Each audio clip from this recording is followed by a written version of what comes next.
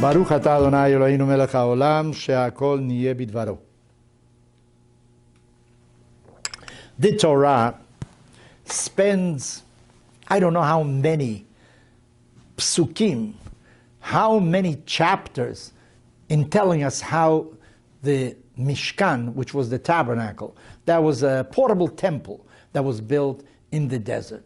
In one instance it says, I want you to build the sanctuary, and then it says at the same time, don't forget you must observe the laws of Shabbat. So our rabbis say, why do you have the laws of Shabbat together with the building of the tabernacle of the Mishkan? So they say, on the one hand, whatever had to be done in the Mishkan, those are the things that are really prohibited on the Sabbath. And on the other hand, you could not do those things on the Sabbath for the benefit of the Mishkan. In other words, even the Mishkan had to be built according to the laws of the Sabbath. And the Sabbath laws are learned from what you had to do in the Mishkan. Well, this is the relationship between the Mishkan and the Sabbath. But my teacher, Harav Soloveitchik, he once questioned, okay, I see why the two have to be together, but tell me on a deeper level, why is the Sabbath comparable to the Mishkan? And you know what he said? He said the following. You know what the Mishkan is? The Mishkan is a temple in space.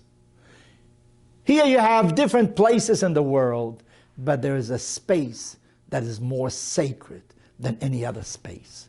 God said, build for me a tabernacle. I will reside among you in this tabernacle. Eventually, this tabernacle became the Beit HaMikdash in Jerusalem and had to be built in a certain place. It's called the Temple Mount. Today there is a mosque there, you know. Big problem because some Jews wanted to go to visit the mosque and the Palestinians said that they want to destroy the mosque. In any event, that's where the Beit HaMikdash was. So you see sanctity in space. That particular space is somehow holier. And what about the Sabbath? So Rav Soloveitchik said, the Sabbath is a temple in time.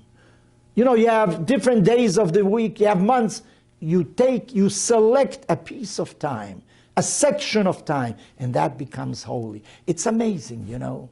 I remember when I was a young man, I was in a camp. I was a lifeguard in a camp. And there were also guests in the camp, and the food was extraordinary. I remember a very short man, he was a Rebbe, Hasidic Rebbe. He used to come in Friday. Maybe he had taken a hot bath or what have you. You felt that God accompanied this man when he entered the dining room on the Sabbath. I saw him during the week also. He didn't have the same appearance. It was something different.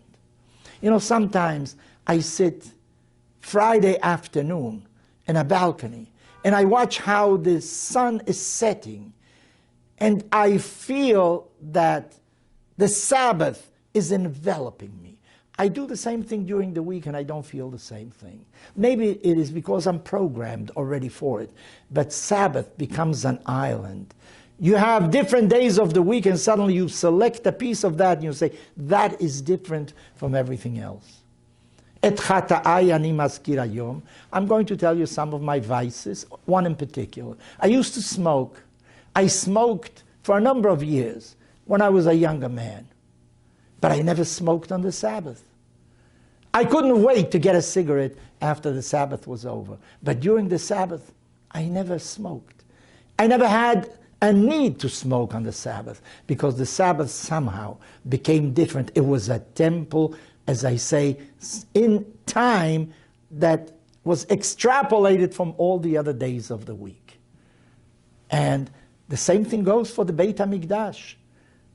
Today, if you walk into a synagogue and if you really have the right frame of mind, you feel you're in a different place. You're in a sacred place. It is not the Beit HaMikdash, I realize that, but still it has a certain amount of greater sanctity. It is some kind of temple in space also. What I'm trying to tell you really is, don't think that your life is determined already.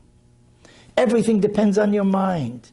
You can make something special. You can make time special for you. You can make a place special for you. You think that you are the slave of your genetic makeup. This is the way you are made. Your parents were like that. It's hereditary. The environment is like that. That isn't so. I think a lot of it is in our mind. It depends what you do with your time. It depends what you do with your space. And you can really make it different. You can make it mundane, or you can elevate it to a higher spiritual level. So don't forget, it is really up to you.